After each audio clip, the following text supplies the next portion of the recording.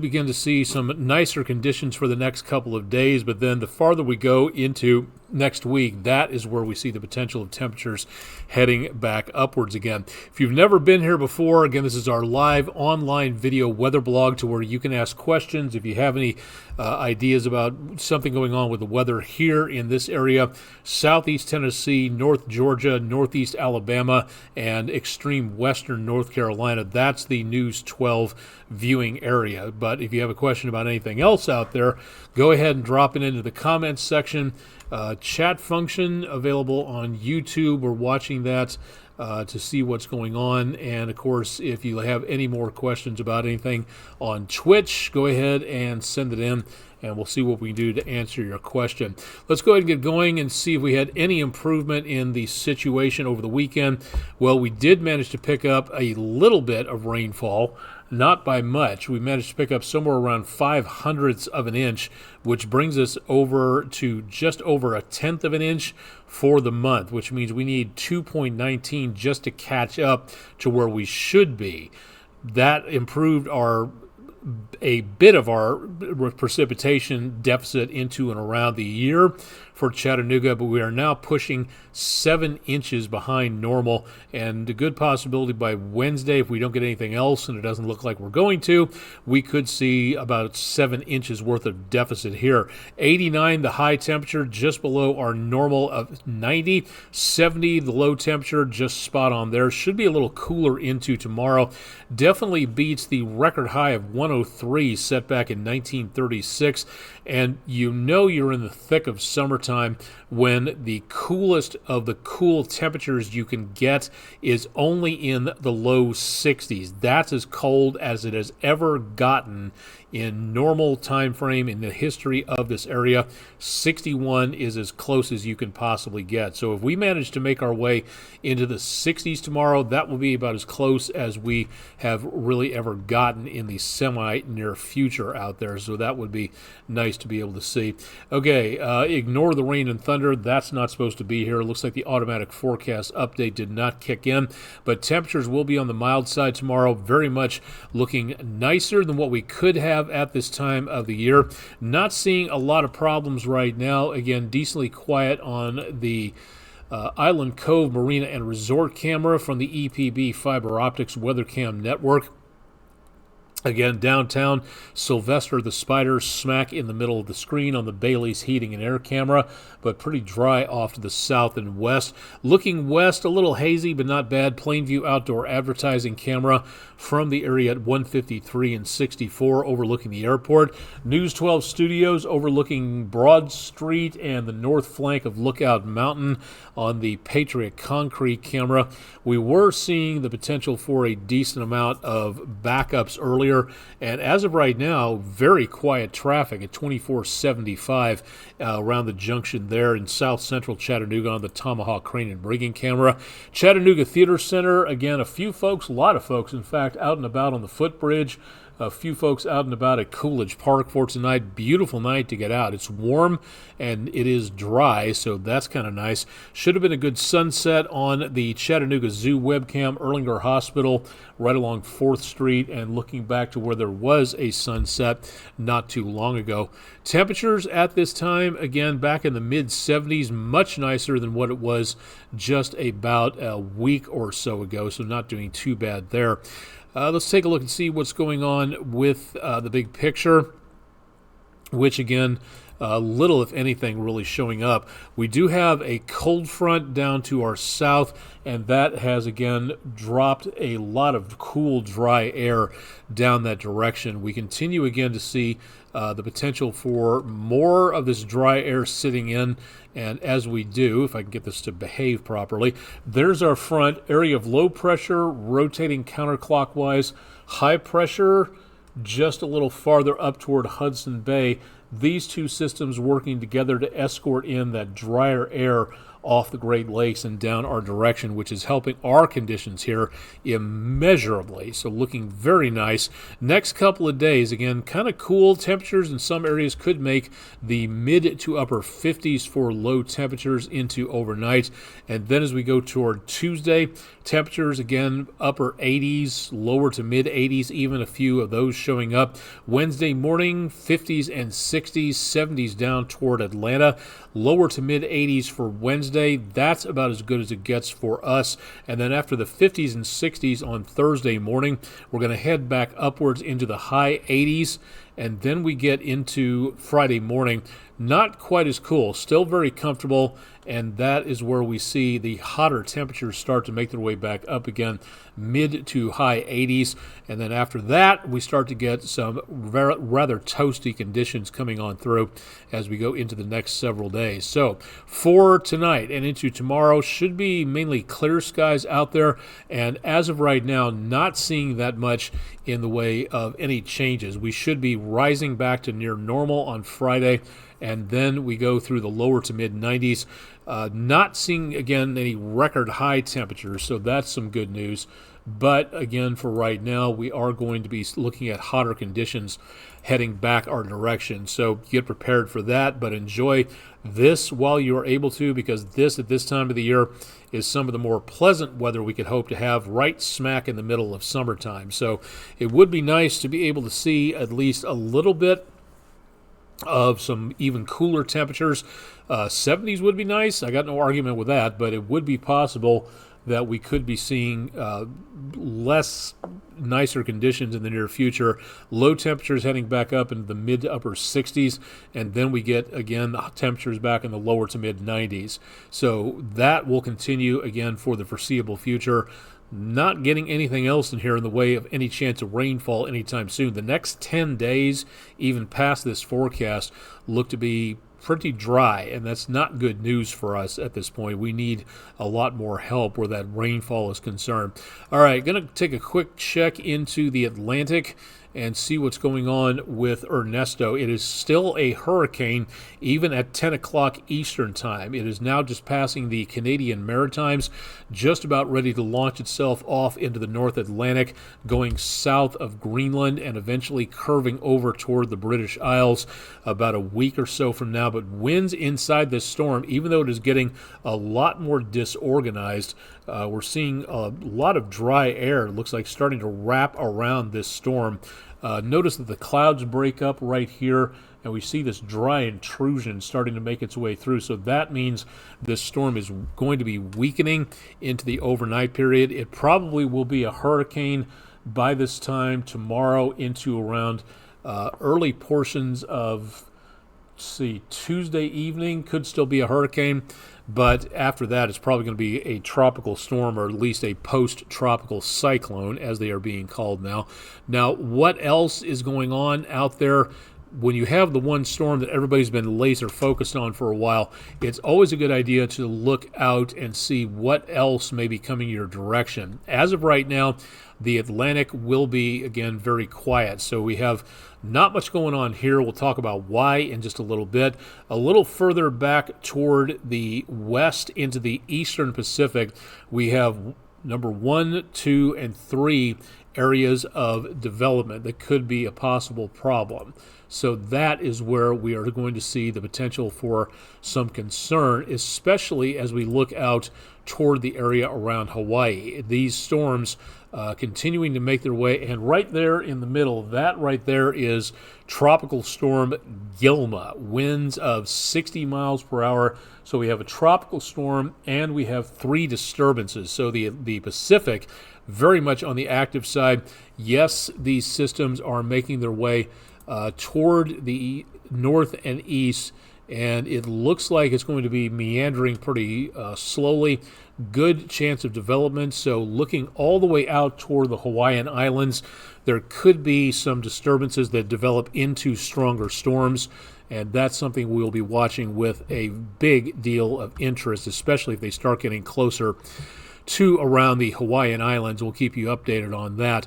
We still have, again, a big amount of heat, a just absolutely mind-bogglingly huge amount of heat in the waters of the Atlantic, the Gulf, and the Caribbean.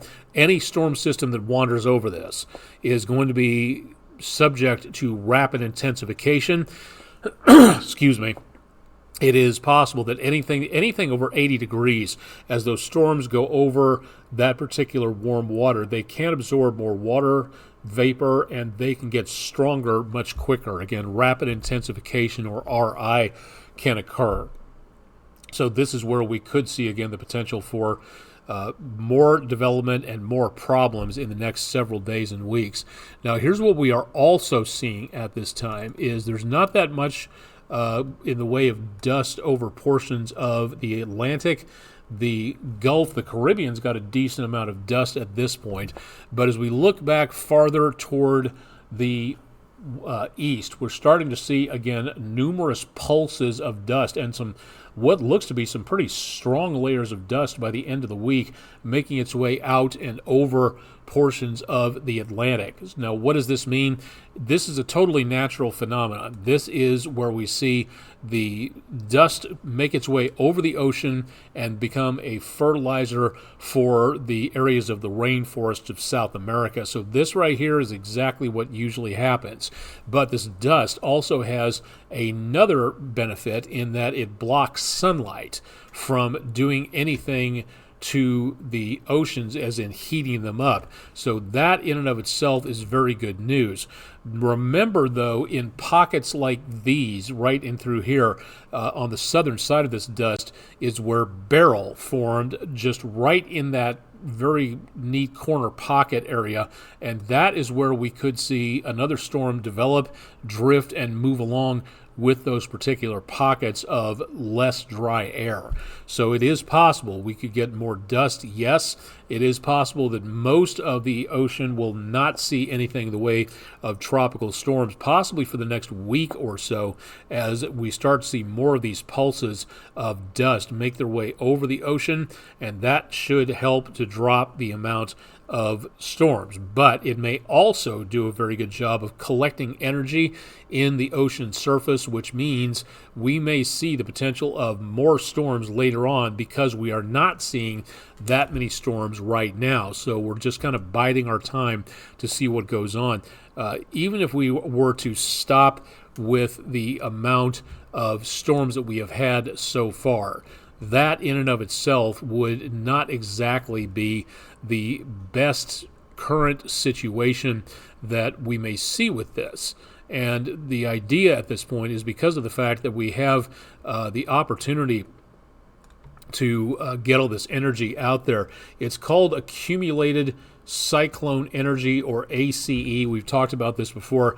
This from Michael Lowry, hurricane specialist and storm surge expert, also working for several around the area of the National Hurricane Center down around Miami.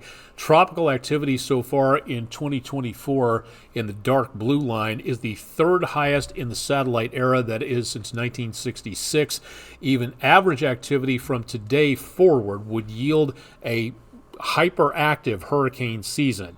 If we ended August without another system, we'd still be very ahead of the busy seasons like 2020 and 2010. So what this tells us is we are still on the upslope of moving into the peak of the season. And that means that, again, with the current conditions the way that they are, even with activity today, going forward, we are still expecting a very busy, or as he puts it here, hyperactive season. So that is something to really pay attention to, especially if you go anywhere near the tropics. Again, thank you very much, Michael Lowry, hurricane specialist on Twitter, at Michael R. Lowry, if you'd like to check out his information regarding the tropics. A lot of other neat stuff out there from many different people. So if you'd like to find out more, great opportunity to learn a little bit more there. All right, for our friendinroofing.com weather poll of the day, Saturn has a moon, one of the biggest moons in the solar system, called Titan, and it's got a very cold surface. Matter of fact, a lot of the temperatures there are well below 200 degrees Fahrenheit, but it is covered in liquid, but it can also rain frozen what? Water, methane, nitrogen, or helium.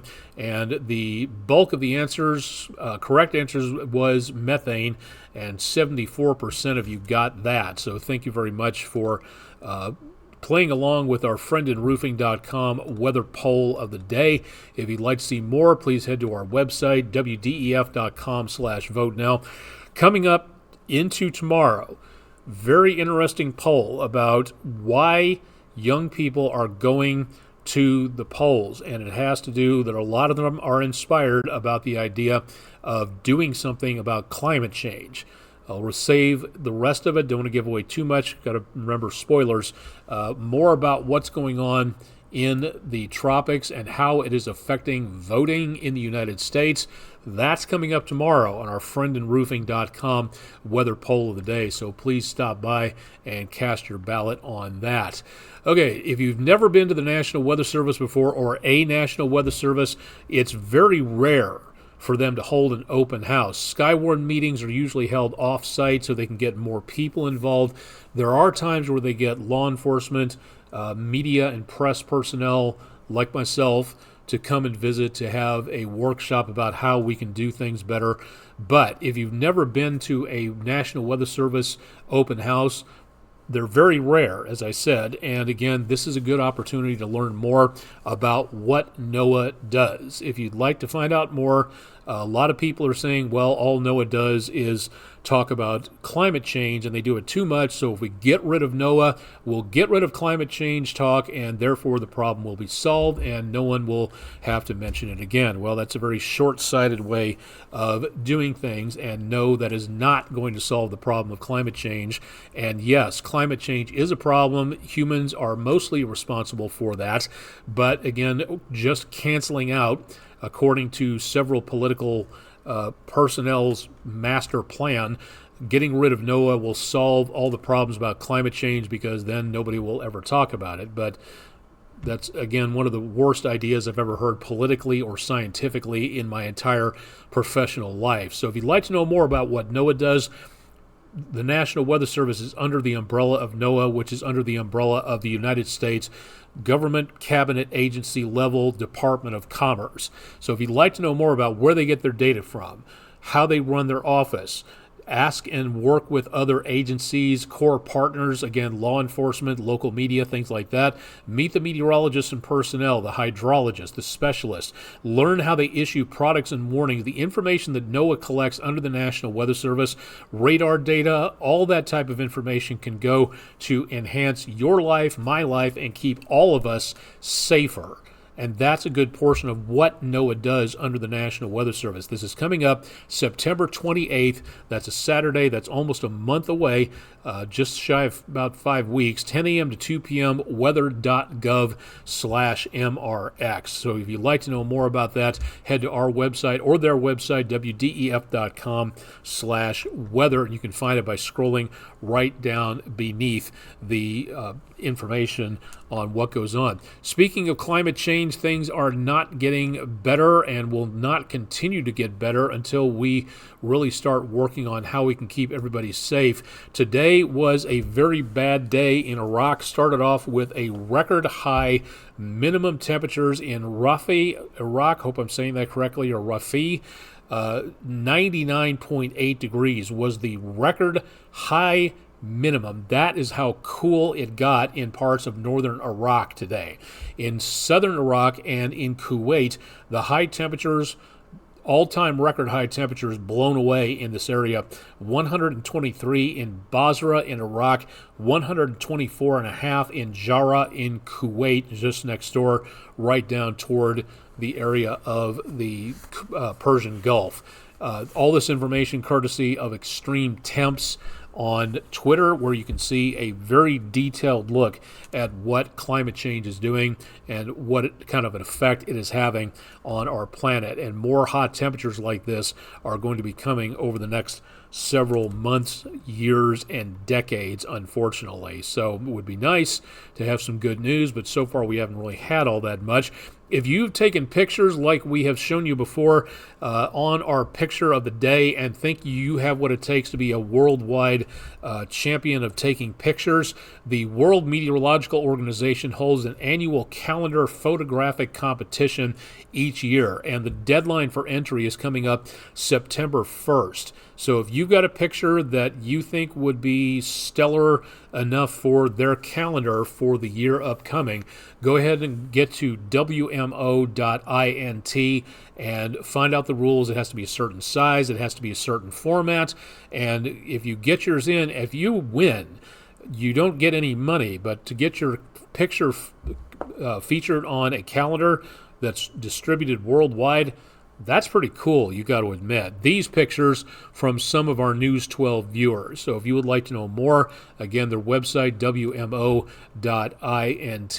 Almost forgot and don't want to go too far on this since we have a supermoon rising out there tonight. From News 12 in the production department and the news department, she wears a lot of hats around here. Rainey Randolph, thank you very much for a picture of the moon on June the 21st. That's our Langley Roofing weather window picture of the day. And if you've got pictures, we'd love to be able to see what you're looking at out there and to send them in, so please do so. Email them to us, drop them to our social media pages, or just go to wdef.com/photos to take a look and see what is out there and what other people have been dropping by for the weather picture of the day. All right, I think that should just about do it. We've been on the air for about 20 minutes. That's not bad, and my allergies are playing havoc with how I feel. So I think we're going to just go ahead and call it quits for tonight, just to make certain that we are able to get through the 11 o'clock show coming up here. And it looks like, if I'm not mistaken, and let me just double check on this because I get very worried when things have a problem with audio. Okay, there we go. So we are doing well on the audio. It's kicked in. Again, for those of you who tuned in a little late, we had a bad audio malfunction last week. Sincere apologies, but we're trying to do our best to make certain we troubleshoot before we go on the air with some of these cameras and video and audio and stuff like that. And when everything you own is brought in and recycled from McKay's and other places, we really need to be careful about what we're doing. So watching very carefully on things like that. That should do it. Chip Chapman has your forecast bright and early tomorrow morning, starting at 5 a.m., so stay tuned for more there. I'm Chief Meteorologist Austin Onig. This has been Weather Overtime. Thanks for joining us for Monday evening, the 19th of August. We'll have more again tomorrow with Chip, and I'll be back in tomorrow evening with more information in regards to what's going on with the forecast through the rest of the week. Stay tuned to News 12 on air and again online at wdef.com/weather, and we'll have more details on the forecast again tonight on News 12 at 11. Thanks for joining us, and we'll see you again for the next Weather Overtime on Tuesday evening.